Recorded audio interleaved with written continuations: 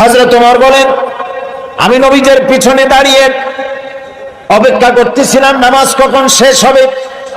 আর তিনি নামাজের ভিতরে তেলাওয়াত করতেছিলেন। তেলাওয়াত যখন শুনলাম, আমার কাছে মনে হলো এই কথাগুলি মানুষের বানানো নয়, নিশ্চয়ই কোন জিন রাসূলুল্লাহকে শিখায়া দেয়। আমি যখন এই চিন্তা করেছি, এত সুন্দর মিলায়া মিলায়া কি করে পড়েন, জেনে শিখাই দিয়েছে, এই চিন্তা যখন আমি করেছি, নবীজি তখন আমার এই কথার জবাব যেন তিনি দিলেন। তিনি পড়লেন, ইন্নাহু লাকাউলু রাসূলিন কারীম। না, এটা কোনো জিন বা অন্য কারো কথা নয়, এটি হচ্ছে মহান বার্তাবাহকের বর্ণনা। হযরত ওমর বলছেন, জিনের কথা না হলে কবির কথা তো বটেই। এত সুন্দর মিলানো দেখছেন না কোরআন শরীফে, কি মিল লক্ষ্য করছেন? করেন নাই বোধ হয়, করার জন্য অনুরোধ করি। কোরআন তাড়াতাড়ি পড়বেন, মনে হবে আপনি প্রবন্ধ পড়ছেন। থেমে থেমে পড়বেন, মনে হবে যেন কবিতা পড়তেছেন। প্রত্যেক আয়াতে আয়াতে মিল, সুবহানাল্লাহ। হযরত ওমর বলছেন, ভাবলাম মুহাম্মদ সাল্লাল্লাহু আলাইহি সাল্লাম কবি হয়ে গেছে। হযরত ওমর বলেন, যেই না চিন্তা করলাম মনে মনে মুহাম্মদ সাল্লাল্লাহু আলাইহি সাল্লাম কবি হয়ে গেছেন, অমনি তিনি আমার এই কথার জবাব যেন তিনি দিলেন। তিনি পড়লেন, ওয়ামা হুয়া বিকাউলি শাইরিন কালিলাম মা তুমিনুন। না না, এটা কোনো কবির কথা নয়। হযরত ওমর বলে, সর্বনাশ, তাহলে তো শুধু কবি না, গণকও। আমার মনের কথা বুঝলো কেমনে? তো জাদুকর হয়ে গেছে, গণক হয়ে গেছে। হযরত ওমর বলেন, যখন আমি মনে মনে চিন্তা করলাম গণক হয়ে গেছেন, অমনি নবীজি আমার সে কথারও জবাব দিয়ে দিলেন। তিনি পড়লেন, ওয়ালা বিকাউলি কাহিনিন কালিলাম মা তাযাক্কারুন। না না, এটা কোনো গণকের কথা নয়, তোমরা খুব কমই উপদেশ গ্রহণ করে থাকো। হযরত ওমর বলেন, আমার মনে হচ্ছিল আমার পায়ের তলা থেকে মাটি সরে যাচ্ছে। কি আশ্চর্য কথা! যা বলি মনে মনে তারই জবাব আসে। নামাজের মধ্যে কি করে বোঝেন তিনি? হযরত ওমর বলেন, প্রত্যেকটি কথার জবাব, মনের প্রশ্নের জবাবগুলি যখন আসতেছিল, তখন আমার চোখের সামনে বিরাট একটা জিজ্ঞাসাবোধক চিহ্ন ঘুরতেছিল। এটা জেনের কথা নয়, কবির কথা নয়, গণকের কথা নয়, তবে এটা কি? যেই না চিন্তা করেছি তবে এটা কি, অমনি নবীজি তেলাওয়াত করলেন, তানজিলুম মির রাব্বিল আলামিন। আল্লাহ রাব্বুল আলামিনের নাযিলকৃত কিতাব। হযরত ওমর বলছেন, আমার মনে হচ্ছিল ঈমান ইসলাম তার শিকড় শুদ্ধ আমার কলিজার মধ্যে ঘিরে বসতেছে। কিন্তু তখনও সময় আসে নাই হযরত ওমরের ঈমান কবুল করার। প্রিয় ভাই সব, রাসূলকে আল্লাহ রাব্বুল আলামিন পৃথিবীতে পাঠালেন এজন্য নয়, তিনি আমাদেরকে মেসাক করা শুধু শিখাবেন, তিনি আমাদেরকে শুধু দাড়ি আর টুপির কথা বলবেন। একটি সমাজ বিপ্লব, একটি রাষ্ট্র বিপ্লব করার জন্য পাঠিয়েছেন। চুরি, ডাকাতি, জেনা, ব্যভিচার, হত্যা, ধর্ষণে ভরপুর সমাজ, এখানে এসেছেন তিনি। এই জাতির উপায়, এ মানুষ বাঁচবে কি করে? এর লক্ষ্য কি, উদ্দেশ্য কি, যাবে কই? আহারে, গরিবদের বাঁচার কোন অধিকার নাই। গরিবরা শোষিত, নির্যাতিত, নিপীড়িত, নিগৃহীত। বড় লোকদের সব জোর জার মুলুকটা। আর নারী, নারীর জীবনের তো কোনো দামই নাই। নারী হয়ে জন্মগ্রহণ করাই আজন্ম পাপ। মেয়ে হয়ে জন্মগ্রহণ করেছে, আছাড় মেরে মেরে ফেলতেছে। রাসূল এই জিনিসগুলি দেখলেন, নিজের চোখে অবলোকন করলেন। একটা ব্যতিক্রমী স্বভাব দিয়ে তিনি তৈরি হচ্ছেন। লোকেরা লক্ষ্য করলো, এক পর্যায়ে মক্কার লোকেরা রাসূলের নাম ভুলে গেল। নাম ছিল কি? নাম কি? মুহাম্মদ। বলেন নাম কি? সবাই বলেন সাল্লাল্লাহু আলাইহি ওয়াসাল্লাম। মনে থাকে যেন রাসূলের নাম যখন শুনবেন, যখন পড়বেন, কি বলবেন? ভুলে যাবেন না। লোকেরা নাম ভুলে যেতে বসলো কেন? তিনি পরিচিত হলেন আল আমিন বলে। লোকেরা বলা শুরু করলো, এই ঘটনার জন্য যাও আল আমিনকে বলো, চলো আল আমিনের কাছে যাই। ওই যে আল আমিন আসতেছে। বিশ্বাসী হিসাবে পরিগণিত হলেন সকলের কাছে, বিশ্বাসী, এবং নাম আরো হলো সাদেক, সত্যবাদী। নবীজি যখন মক্কা থেকে হিজরত করে মদিনায় যান, যাওয়ার সময় হযরত আলীকে বলেছিলেন, আলী, আল্লাহ তাআলা অর্ডার করেছেন আমাকে মদিনায় যাওয়ার জন্য হিজরত করে, তুমি আমার বিছানায় শুয়ে থাকো, আর একটা কাগজ কলম না, একটা লিস্ট তৈরি করো। হযরত আলী বলেন, আমি লিস্ট দিলাম আমানতে। সেই আমানত যারা রাখছে অধিকাংশ কাফেরের আমানত রাখছে। কার কাছে? মুহাম্মদ সাল্লাল্লাহু আলাইহি ওয়াসাল্লামের কাছে আমানত রেখেছে। কেন? কাফেরেরাও বুঝতো যেসব নেতার পিছনে ঘুরি এগুলো শয়তানের চাইতেও খারাপ। মুহাম্মদ সাল্লাল্লাহু আলাইহি ওয়াসাল্লামের সাথে বিরোধিতা করি নেতাদের জ্বালায় পড়িয়া, আসলে তার মতো ভালো মানুষ আকাশের নিচে জমিনের উপরে আর নাই। কাফেররাও বুঝতো। এখনো আমাদের দেশে যত নেতা আছে, অনুসারীরা বোঝে খাঁটি শয়তান। নামাজ নাই না, দেখেন না, নামাজ নাই, রোজা নাই, আল্লাহ পরকালের চিন্তা নাই, মিথ্যা কথা বলে অনবরত।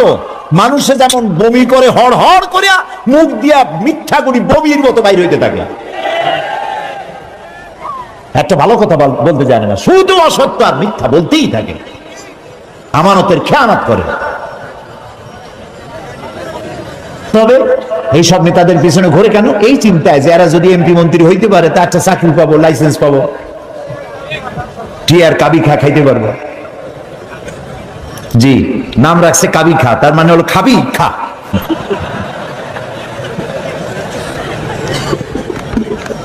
নবী করিম সাল্লাল্লাহু আলাইহি ওয়াসাল্লাম, আপনার আমার জীবন, আমাদের মা বাপের জীবন উৎসর্গ হোক রাসূলের কদম মোবারকের উপরে। সারাটা দুনিয়া ঋণী তার কাছে, তার স্বভাব চরিত্রের কাছে। মুহাম্মদ রাসূলুল্লাহ সাল্লাল্লাহু আলাইহি ওয়াসাল্লাম এই সমাজে বড় হলেন, বেড়ে উঠলেন, লক্ষ্য করলেন এদের বাঁচাবো কেমনে, উপায় কি? তিনি গারে হেরায় চলে গেলেন। ওটার নাম জাবালে নূর। আমরা গারে হেরা বলি, কিন্তু মক্কা শরীফে যে গারে হেরা কইলি কেউ চিনবে না, চিনবে না। জাবালে নূর, ওই জাবালে নূরে উঠলেন, অনেক উঁচা। আল্লাহ দয়া করে আমাকে একবার ওঠার তৌফিক দিয়েছিলেন, একবার উঠছি। তাতেই তখন তো আমার শরীর টরীর অনেক ভালো ছিল, ভালো মানে মোটা ছিলাম বেশি। উঠতে গিয়ে 3 বোতল পেপসি খাওয়া লাগছে, আর 2-3 দিন উরুতে ব্যথা ছিল। তাহলে চিন্তা করেন কত উঁচা। সেই পাহাড়ের অনেক উঁচায় একটা ছোট্ট জায়গা, একটা রাস্তা আছে একটুখানি, এই সোজাভাবে ঢোকা যায় না, কাত হয়ে কইয়া কাইতেছেন আমাদের দেশে বলে, ওই কইয়া কাইত হয়ে ঢোকা যায়। এবং ওখানে একটা জায়গা আছে যেখানে 2 জন একসাথে নামাজ পড়তে পারে, এরকম একটা গুহা। সেখানে নবী করিম সাল্লাল্লাহু আলাইহি ওয়াসাল্লাম চিন্তা গবেষণা করতে লাগলেন। যেদিন বয়স 40 বছর পূর্ণ হয়ে গেল, আল্লাহ রাব্বুল আলামিন তাকে নবুয়তের মর্যাদা দিয়ে দিলেন। এই নবুয়তের মর্যাদা নিয়ে তিনি নেমে আসতেছেন। ভয় পেলেন। জিবরাইলকে তো জীবনে দেখেন নাই, হযরত জিবরাইলকে দেখেছেন। জিবরাইল বলেছেন ইকরা, পড়ো। তিনি বলছেন যে আমি পড়তে জানি না। আবারও বললেন ইকরা, পড়ো। বলছেন জানি না পড়তে। তৃতীয়বার তিনি বুকের সাথে জড়িয়ে ধরলেন, এমন ভাবে জড়িয়ে ধরলেন নবী করিম সাল্লাল্লাহু আলাইহি ওয়াসাল্লাম ব্যথা পেলেন এবং তিনি পড়তে পারলেন।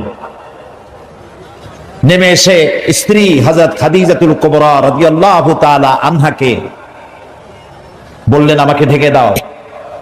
তাড়াতাড়ি করে চাদর এনে তিনি ঢেকে দিলেন। নবী করিম সাল্লাল্লাহু আলাইহি ওয়াসাল্লামের চোখের মধ্যে বীর ছাপ।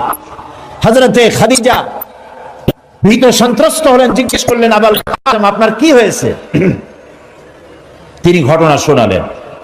হযরত খাদিজা কি বলতেছেন শোনেন। হযরত খাদিজা বলছেন, ইয়া আবাল কাসেম, হে কাসেমের পিতা, আপনার ঘাবড়াবার কোনো কারণ নাই। কোন দুষ্ট জিন, কোন দুষ্ট শয়তান আপনাকে অনিষ্ট করতে পারে না, কারণ আপনি সত্যবাদী। আপনাকে কোন দুষ্ট জিন, কোন শয়তান আপনাকে অনিষ্ট করতে পারে না, কারণ আপনি আত্মীয়তার হক আদায় করেন। আপনি এতিমকে, মিসকিনকে খেতে দেন, আপনি বিধবাকে আশ্রয় দেন, আপনার ক্ষতি কেউ করতে পারে না। হযরত খাদিজা দৌড় মারলেন এবং নিজের চাচাতো ভাই হযরত ওয়ারাকা বিন নওফল, তিনি ছিলেন তাওরাতের জবরদস্ত আলেম, নবীজির মুখে খবর শুনলেন। সবটা শুনে নবীজির মস্তক মোবারকের উপরে চুমো খেয়ে বললেন, কুদ্দুসুন কুদ্দুসুন, অতি পবিত্র, মহাপবিত্র ইয়া মুহাম্মদ সাল্লাল্লাহু আলাইহি ওয়াসাল্লাম, আপনার কাছে যিনি এসেছিলেন তিনি কোন জিন নয়, তিনি মহাপবিত্র আত্মা, তিনি ফেরেশতা। যে ফেরেশতা এসেছেন ইব্রাহিম, মূসা, ঈসা, ইয়াকুব, আইয়ুব, সমস্ত নবীদের কাছে যে ফেরেশতা এসেছে, সেই জিবরাইল এসেছিলেন আপনার কাছে। তাওরাতে আমি যা পড়েছি তার সাথে মিল হয়ে যাচ্ছে, আপনি আখিরি জামানার পয়গম্বর। তবে আমার জন্য আফসোস, আমি বৃদ্ধ, এই জাতি আপনাকে খুব কষ্ট দেবে, নির্যাতন করবে। সেদিন পর্যন্ত যদি আল্লাহ আমারে বাঁচায় রাখেন, আমি আপনাকে সাহায্য করব, আপনার সাথে থাকব। প্রিয় ভাই সব, একটা নারী, একজন স্ত্রী পুরুষের জন্য, স্বামীর জন্য সব থেকে উত্তম সাক্ষী দিতে পারে, এর থেকে ভালো সাক্ষী আর কেউ দিতে পারে না। আল্লাহর নবী যখন তার স্ত্রী হযরত খাদিজা রাদিয়াল্লাহু তাআলা আনহাকে যখন দাওয়াত দিয়েছেন, আল্লাহ রাব্বুল আলামিন যখন দাওয়াতের জন্য বলে দিলেন, নিকটবর্তী আত্মীয়দেরকে দাওয়াত দাও, সর্বপ্রথম নবীজি গিয়ে হযরত খাদিজাকে দাওয়াত দিলেন, বললেন, আল্লাহ ছাড়া কোনো ইলাহ নাই, মাবুদ নাই, তার উপর ঈমান আনো, আর আমি মুহাম্মদ রাসূলুল্লাহ সাল্লাল্লাহু আলাইহি ওয়াসাল্লাম আখিরি জামানার পয়গম্বর, আমার উপর ঈমান আনো। স্ত্রীর জন্য স্বাভাবিক ছিল, স্ত্রী তো কমসে কম স্বামীরে চেনে, কি বলেন আপনারা, চেনে না? সব মানুষকে আপনি ধোঁকা দিতে পারবেন, সব মানুষকে আপনি চোখে ধুলা দিতে পারবেন, কিন্তু স্ত্রী ভাঙিয়ে দিতে পারবেন না, ঠিক কিনা বলবেন? স্ত্রী আপনার জন্য ভালোবাসা দিতে পারে, জীবন দিতে পারে, সব দিতে পারে, কিন্তু ঈমান আনা অত্যন্ত কঠিন। নবীজি যখন হযরত খাদিজাকে ঈমানের দাওয়াত দিলেন, হযরতে খাদিজা রাদিয়াল্লাহু তাআলা আনহা এক মুহূর্ত দেরি করেন নাই। রাসূলুল্লাহ, হযরত খাদিজা বলছেন, ইয়া আবুল কাসেম, আপনি অবশ্যই আল্লাহর নবী। আমার কোনো বিন্দু মাত্র সন্দেহ নাই, কারণ বিগত 15 বছর আপনার সাথে ঘর সংসার করে আপনাকে যেভাবে দেখেছি, কোন সাধারণ মানুষের আচরণ এরকম হতে পারে না, আপনি অবশ্যই আল্লাহর নবী। নবী করিম সাল্লাল্লাহু আলাইহি ওয়াসাল্লাম এই দাওয়াত নিয়ে ছড়িয়ে পড়লেন ময়দানে। তিনি বলেছেন, লা ইলাহা ইল্লাল্লাহ। এই কালেমার দাওয়াত কি শুধু মুহাম্মদ সাল্লাল্লাহু আলাইহি ওয়াসাল্লামের ছিল না, সব নবীদের ছিল। দুনিয়ার সব নবীদের একটাই স্লোগান ছিল, কারোর মধ্যে কোনো মতপার্থক্য, মতদ্বৈততা হয় নাই, সকলের স্লোগান একটা, লা ইলাহা ইল্লাল্লাহ। এই কালেমার বিপ্লবী দাওয়াত পেশ করেছেন সমস্ত নবীরা। আমরা এই কালেমাটা বুঝি না, না বোঝার কারণেই দুরবস্থা হয়েছে। আমরা শুধু এটারে জিকিরের বুলি বানাইছি। দেখছেন কি কায়দায় জিকির করে, লা ইলাহা ইল্লাল্লাহ ইল্লাল্লাহ, এমন জোরে ইল্লাল্লাহ বলে তাতে কলব থাকলেও পারে, গেলেও পারে। কি বুঝে ইল্লাল্লাহ বলতেছেন? আবার লা ইলাহা ছেড়ে দিয়া খালি ইল্লাল্লাহ করে, এরকমও শুনেছি, শুনছেন আপনারা? লা ইলাহা বাদ দিয়া কতক্ষণ ইল্লাল্লাহ ইল্লাল্লাহ ইল্লাল্লাহ। আশ্চর্য কথা, এটা কি কি বলতেছেন আপনি? ইল্লাল্লাহ মানে তো আল্লাহ ছাড়া, আল্লাহ ছাড়া কি? লা ইলাহা ইল্লাল্লাহ, এই কালেমার দাওয়াত যখন নবীরা দিয়েছেন, হযরত মূসা আলাইহিস সালাম যখন বলেছেন লা ইলাহা ইল্লাল্লাহ, এই আঘাত লেগে ফেরাউন দরিয়ায় নীলের মধ্যে ডুবে শেষ হয়ে গিয়েছে। হযরত ইব্রাহিম আলাইহিস সালাম যখন বলেছেন লা ইলাহা ইল্লাল্লাহ, নমরুদের গোষ্ঠী সাফ হয়েছে, জুতা পিটা খাইয়া দুনিয়া থেকে বিদায় হয়ে গেছে। ঠিক না ভাই? মুহাম্মদ সাল্লাল্লাহু আলাইহি সাল্লাম যখন বলেছেন লা ইলাহা ইল্লাল্লাহ, তখন আবু জাহাল, আবু লাহাব, উতবা, শাইবা, মুগীরা এই সবগুলির গায়ে আগুন জ্বলে গেছে। কেন আগুন জ্বললো? তারা বুঝছে লা ইলাহা ইল্লাল্লাহর অর্থ কি। তারা বুঝেছে লা ইলাহা ইল্লাল্লাহ মানি হচ্ছে কোন ইলাহা নাই, আইনদাতা নাই, বিধানদাতা নাই, শাসনকর্তা নাই, কাউকে মানি না কে ছাড়া? আল্লাহ ছাড়া। ফেরাউনও বুঝেছে। ফেরাউন বোঝেন, ফেরাউনকে মুসা আলাইহিস সালাম যখন বলেছেন বলো লা ইলাহা ইল্লাল্লাহ, ফেরাউন বলেছে মা আলিমতু লাকুম মিন ইলাহিন গায়রি, আমি তো জানি না যে আমি ছাড়া আরো কোন ইলাহ আছে, আমি তো ইলাহ। তুমি যদি আমারে বাদ দিয়ে আর কাউকে ইলাহ মানো, লা আজআলান্নাকা মিনাল মাসজুনিন, কারারুদ্ধ করে রাখবো, জেলখানায় ঢুকিয়ে দেব। মুসা আলাইহিস সালাম ভয় পেয়েছিলেন নাকি? ভয় পাননি। কাফেরেরা বুঝতে পারতো লা ইলাহা ইল্লাল্লাহর অর্থ কি। আবু জাহাল, আবু লাহাব, উতবা, শাইবারা, হযরত আবু তালেব নবী করিম সাল্লাল্লাহু আলাইহি সাল্লামের চাচা আবু তালেবের কাছে গিয়ে বলেছে, আবু তালেব রাসূলকে বলো, মুহাম্মদ সাল্লাল্লাহু আলাইহি সাল্লামকে বলেন তিনি যেন লা ইলাহা ইল্লাল্লাহর দাওয়াত না দেন, এর বিনিময়ে যত টাকা লাগে, যে সুন্দরী মেয়ে পছন্দ করবে সেই মেয়ে তার সাথে বিয়ে দিয়ে দেব, নেতৃত্ব দেব, টাকা দেব, পয়সা দেব, বাড়ি ঘর দেব, তবুও লা ইলাহা ইল্লাল্লাহ দাওয়াত যেন তিনি না দেন।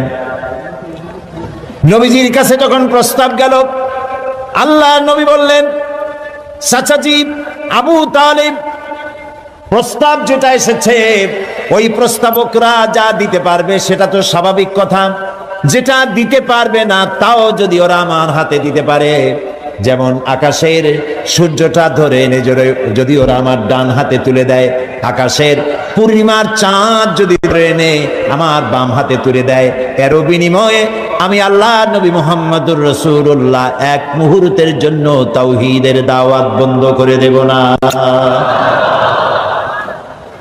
নবীজি পৃথিবীতে আল্লাহর দ্বীনের দাওয়াত দেওয়ার জন্য, দ্বীন প্রতিষ্ঠার জন্য এসেছিলেন, এজন্য আসেন নাই আবু জাহাল, আবু লাহাব বা সাইবারা নেতৃত্ব দিবে আর মুহাম্মদ সাল্লাল্লাহু আলাইহি ওয়াসাল্লাম তার অধীনে চাকরি করবেন, মসজিদে বসে আল্লাহ আল্লাহ করবেন। মূসা আলাইহিস সালামকে এজন্য পাঠানো হয়নি যে তিনি ফেরাউন রাজত্ব করবে আর তিনি তার অধীনে থেকে আল্লাহ বিল্লাহ করবেন, এজন্য পাঠানো হয়েছে। মূল উদ্দেশ্য কি?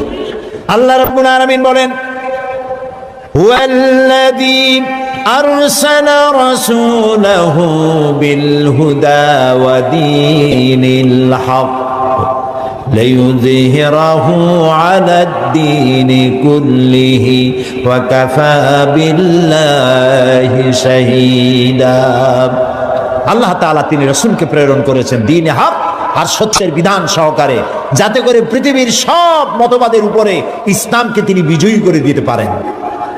নবী করিম সাল্লাল্লাহু আলাইহি ওয়াসাল্লাম মক্কি জীবনে এই কাজটি তিনি চালু করলেন। নবী করিম সাল্লাল্লাহু আলাইহি ওয়াসাল্লামকে আল্লাহ রাব্বুল আলামিন সব রকমের সম্মান এবং মর্যাদা দিয়ে পৃথিবীতে পাঠালেন দ্বীনকে প্রতিষ্ঠা করার জন্য। 13 বছর সময় লাগলো মক্কায়। কয় বছর লাগলো? 13 বছর। এই 13 বছর দ্বীনের দাওয়াত দিতে থাকলেন মানুষের দুয়ারে দুয়ারে গিয়ে, গোপনে, রাত্রে, দিনে। আল্লাহর মেহেরবানি লোক তৈরি হয়ে গেল। আবু বকর, ওমর, ওসমান, আলী, খাব্বাব, খুবাইব রিদওয়ানুল্লাহি তাআলা আলাইহিম আজমাইন, এই সব লোক তৈরি হয়ে গেল। কেমন লোক তৈরি হলো? যে হযরত ওমর রাসূলকে হত্যা করতে আসছিলেন, সেই ওমরকে আল্লাহ এমন দরজায় পৌঁছায় দিলেন, রাসূল বললেন লা নাবিয়্যা বাদি ওয়ালা রাসূলা, আমার পরে নবীও হবে না, রাসূলও হবে না, কিন্তু আমার পরে যদি কেউ নবী হতো লাকানা ওমর, ওমররে আল্লাহ নবী বানাই দিতেন। সুবহানাল্লাহ বলুন। এইসব লোক তৈরি হয়ে গেল। 13 বছর সময় লাগলো। আল্লাহ রাব্বুল আলামিন হিজরতের অর্ডার দিয়ে দিলেন। নবীজি এবার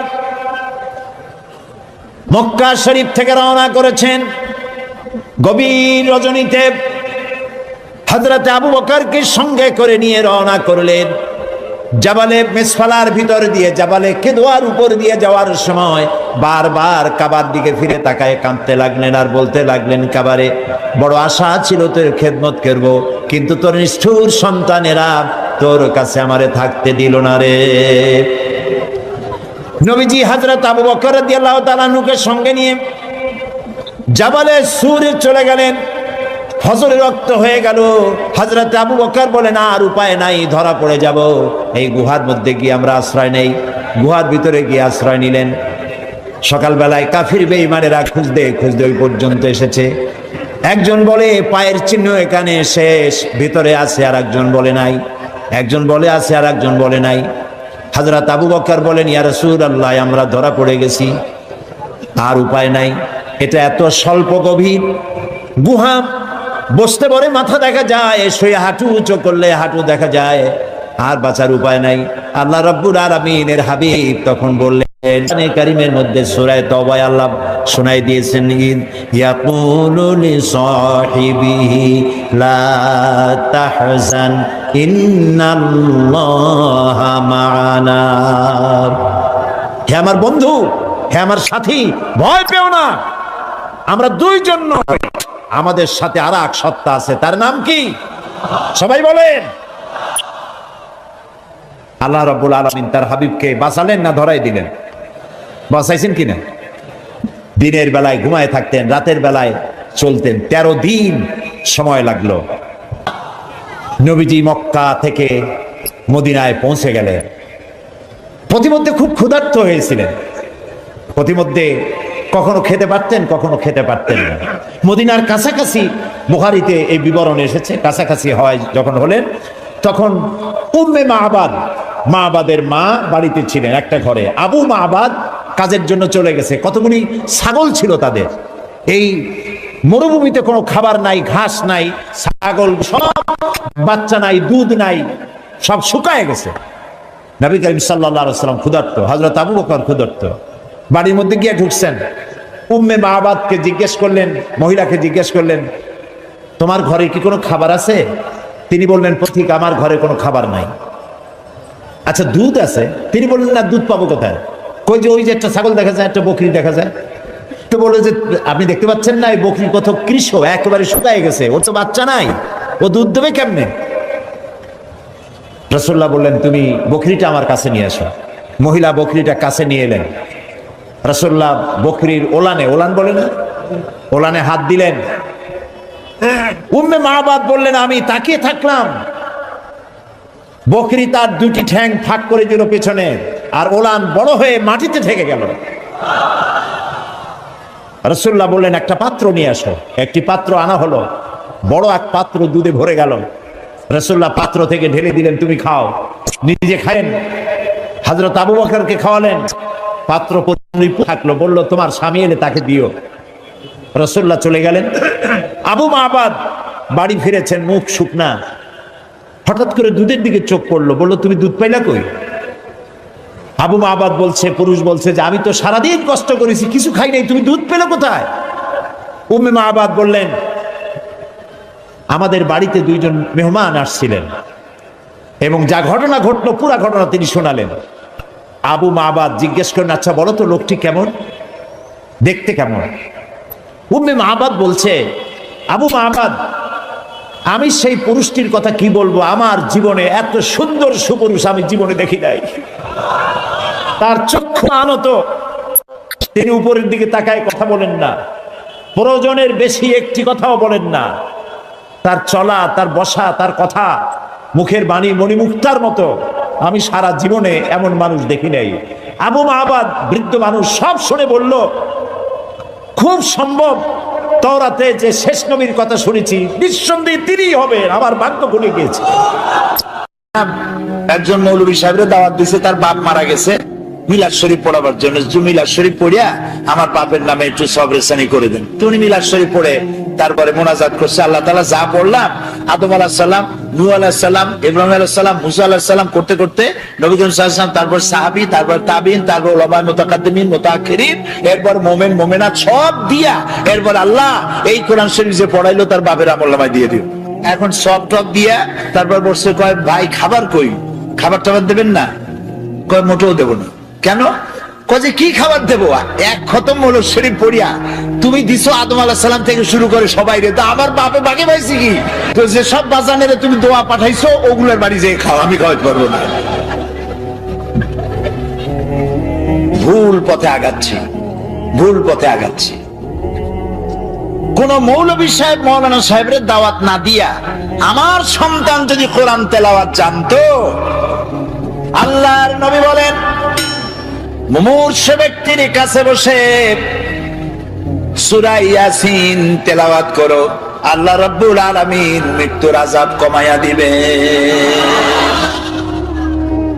মরতে বসছে তখন ছেলেবেলেরা হা হুতাশ করতে চিল্লাইতেছে, কোরআন শরীফ পড়তে জানে না, হায়রে কপাল। জানাজা পড়তে গেছে, জানাজায় নিয়ে গেছে বাপের লাশ, সাতক্ষীরায় বাড়ি বানাইছে, ঘর আছে, দোকান আছে, পাট আছে, জমিন আছে, গাড়ি আছে, সব আছে, সন্তানরা আলেম বানায় নাই। জানাজা পড়তে একজন মৌলানা সাহেবের আনা লাগছে, একজন মৌলানা সাহেব ইমাম সাহেব জানাজা পড়তে আসলেন, আর আপনার ছেলে প্যান্ট পরা শার্ট পরা, পেশাব করছে কয়বার, পানি নেওয়া নেই একবার, প্যান্ট ট্যান্ট সর্বনাশ করা। ওই অবস্থায় দাঁড়ায় গেছে ইমামের পেছনে, আল্লাহু আকবার, পাপের কপালে যা আছে হোক। কথা কি আমি খারাপ বললাম না ঠিক বলছি? এখন যদি আপনার ছেলেটা আলেম হইতো, ওই ছেলেটা যদি বাপের লাশ সামনে নিয়ে জানাজা পড়াইতো, তাহলে তার চোখ দিয়ে পানি বেরিয়ে যাইত। আপনি যদি আমারে বলেন হুজুর আমার মা মারা গেছে, আপনি একটু আমার মার জন্য কান্দে কান্দে দোয়া করেন, আমি দোয়া করতে পারবো, কিন্তু আমি কি কাঁদতে পারবো? বলেন কাঁদতে পারবো? আরে মা মরছে আপনার, আমি কাঁদবো কোন দুঃখে? এটা তো স্বাভাবিক কথা। সেই জন্য কোরআন ছেলেকে শিখান, সন্তানকে শিখান, মেয়েকে শিখান, নিজে শেখেন, বউরে শিখান, জীবন বাকি জীবনটা কোরআনের খেদমতে লাগায় দেন। বলেন আমিন। আল্লাহ যেন কবুল করেন, বলেন আমিন। এই কোরআন নাজিল হলো, রাসূলুল্লাহ মুখস্থ করতেছেন, এখন মুখস্থ করতে গিয়ে তাড়াহুড়ো করতেছেন যাতে একটা জের জবরও ভুল না হয়। আল্লাহ রাব্বুল আলামিন বলেন লা তুহাররিক বিহি লিসানাকা লিতাজালা বিহি। ও নবী, কোরআনকে মুখস্থ করার জন্য আপনার জিহ্বা এত নাড়াচাড়া করার প্রয়োজন নাই। আমার জিবরাইল যখন কোরআন শরীফ তেলাওয়াত করবে আপনার সামনে, জিবরাইলের সাথে মাত্র একবার উচ্চারণ করবেন আপনি, আপনার সিনার ভিতরে গোটা কোরআন শরীফ মুখস্থ করায় দেওয়ার মালিক আমি আল্লাহ। আপনারে মুখস্থ করাবো, আপনাকে তেলাওয়াত করাবো, সুবহানাল্লাহ। আপনারে তেলাওয়াত করবো, আপনি তেলাওয়াত করতে পারবেন, আপনি মানুষকে বুঝাইতে পারবেন। সুবহানাল্লাহ বিহামদিহি। কোরআন নাজিল হলো, কোরআন দিয়ে নবী করিম সাল্লাল্লাহু আলাইহি সাল্লাম একটা বিরাট বিশাল বিপ্লব করে ফেললেন। একটা কিতাব, একটা বিপ্লব, একটা রিভলিউশন, একটা ইনকিলাব, একটা বিশাল পরিবর্তন। যারা ছিল চোর, যারা ছিল ডাকাত, তারা হয়ে গেল মানুষের সম্পদের পাহারাদার। যাদের জ্বালায় মেয়ে লোকেরা রাস্তা দিয়ে হাঁটতে পারত না, তারা হয়ে গেল নারীর সতীত্ব আর সম্ভ্রমের সংরক্ষণকারী। বানায় বললাম না ইতিহাস, ইতিহাস। সুবহানাল্লাহ। মারপিট করে ইসলাম আসে নাই, বোমাবাজি করে ইসলাম আসে নাই। আল্লাহ তাআলা তার রাসূলকে বলেছেন ইন্নামা আনতা মুযাক্কিরুন লাস্তা আলাইহিম বিমুসাইতির। হে নবী, আপনাকে পাঠাইছি আমি উপদেশক করে, আমি আপনাকে দারোগা করে পাঠাই নাই। মানুষ পিটাইয়া হিদায়াত করার কোনো প্রয়োজন নাই, শুধু মানুষকে বুঝান, যার কিসমতে আছে হেদায়েত হবে। আল্লাহ সব থেকে গণতন্ত্রের মূল্য দিছে বেশি। সুবহানাল্লাহ। গণতন্ত্রের মূল্য মানে, তার মানে হচ্ছে মানুষকে আল্লাহ অধিকার দিয়েছেন। মানুষ তো সূর্য না, চন্দ্র না, গাধাও না, ঘোড়াও না। মানুষ কি তাও কইতে পারলেন না। মানুষ হলো মানুষ। আর সব থেকে সম্মান দেওয়া হয়েছে কারে? ওয়ালাকাদ কাররামনা বানি আদম। আল্লাহ তাআলা বলেন আদম সন্তানকে আমি সব থেকে বেশি সম্মান দিছি। সব থেকে বেশি সম্মান তোমাদের। তুমি কি লক্ষ্য করছো তোমার যত আমি দেই, এই খাবারগুলো কত যত্ন করে দিছি? আপনার বাড়ি ডিসি সাহেব, এসপি সাহেব, এমপি সাহেব, আপনার বাড়ি যদি মেহমান হয়, আপনি খোলা খাবার দেন? খাবারগুলো কি করে আনেন? ডেকে নিয়ে আসেন না? ডেকে নিয়ে আসেন। তো কি এর ডিসি আর এসপি আজ এসে কাল নাই, তাই না? এমপি কোন, মন্ত্রী কোন, আজ আছে কাল নাই, সত্যি না? এই বান্দাগুলি আছে এবং থাকবে, আসতে থাকবে। তো আল্লাহ তাআলা বলছেন, আমি আদম সন্তানকে সম্মান দিছি। সম্মান শুধু এক জায়গায় না, বহু জায়গায়। যত খাবার দিলেন, খাবারগুলো সব প্যাকেট করে দিয়েছেন। কলা দিছেন, প্যাকেট করে দিছেন। আম দিছেন, কভার দিয়ে দিছেন।